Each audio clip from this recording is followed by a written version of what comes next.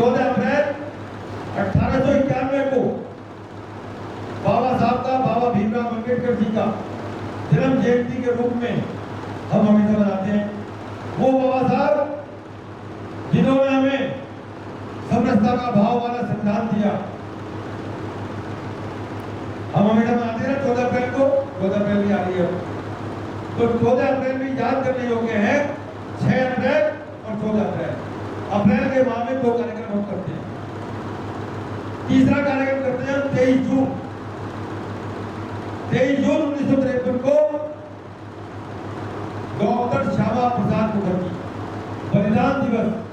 एक ऐसा व्यक्तित्व जिसने कश्मीर से कन्याकुमारी तक अखंड भारत की अलग जगाई थी, जिन्होंने एक ही नारा, एक विधान, एक निशान का देते हुए बिना परमिट के कश्मीर में लालजी साहस में वो गिरफ्तार हुए और रहस्यमय ढंग से उनको हृदय का आघात हुआ और उस दिन उनका बलिदान हुआ।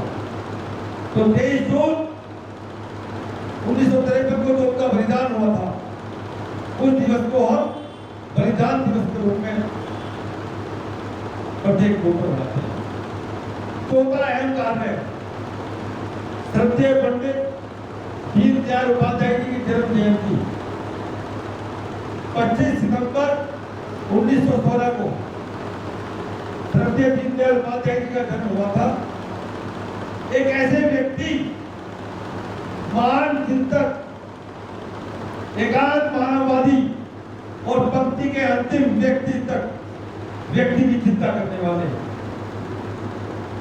ऐसे व्यक्ति की जन्म जयंती को हम 25 सितंबर को धूमधाम से मनाते हैं प्रत्येक देश को।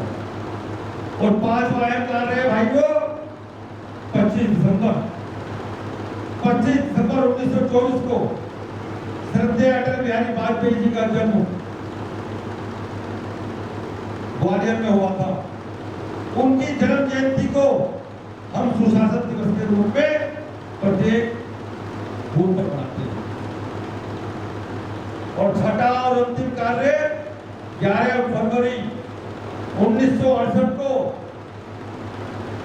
श्रद्धेय दीनदयाल उपाध्याय जी का बलिदान हुआ था और रहस्यमय स्थिति में मुगल सराय के रेलवे स्टेशन पर पटरियों पर इनका शव गिरा था। साथियों, इन्होंने देश के लिए, समाज के लिए पूरा जीवन अपना समर्पण कर दिया। इसलिए इनके बलिदान को 11 फरवरी समर्पण दिवस के रूप में मनाते हैं। तो ये 6 कार्य जो भी भारतीय जनता पार्टी के सच्चे सिपाही हैं उनको अपने दिल के अंदर, मन के अंदर याद रखने चाहिए। और ये प्रशिक्षण, ये इस बात का